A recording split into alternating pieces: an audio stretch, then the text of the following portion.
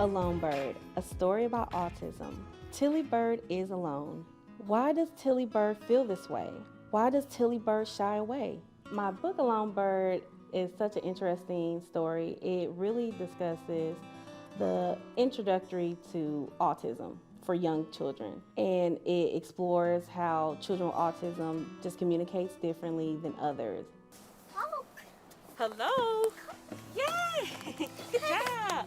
I became more interested in writing books about autism because of my daughter Robin. My daughter is nonverbal and she has autism. Robin was diagnosed at the early age of 3, shortly after her 3rd birthday. Well, my mother, she noticed a few milestones that Robin was not hitting at the age of 14 months. Robin's speech around 16 months actually declined. She was saying maybe 3 words, and then after 16 months, there were no words. Tilly Bird is loud. She cries a lot. Tilly Bird is mean. She hits a lot.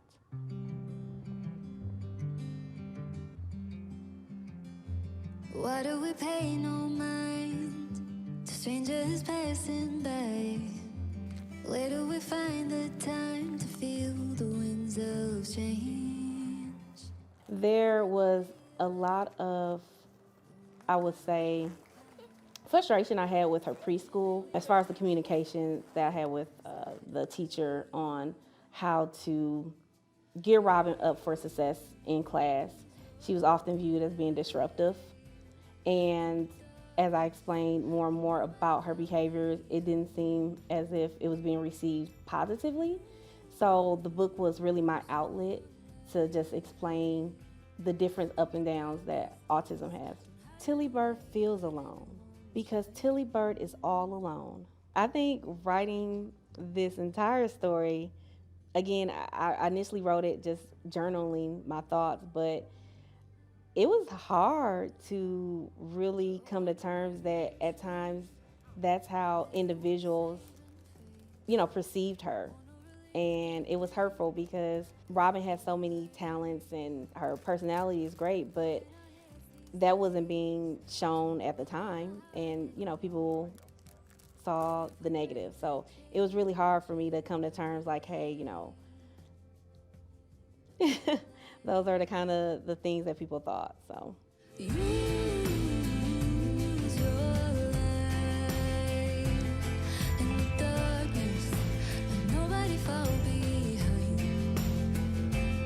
I think a misconception, which I've talked to a lot of parents in groups online that I want to address in the book, is that children with autism, they have their emotions just like you and I and others.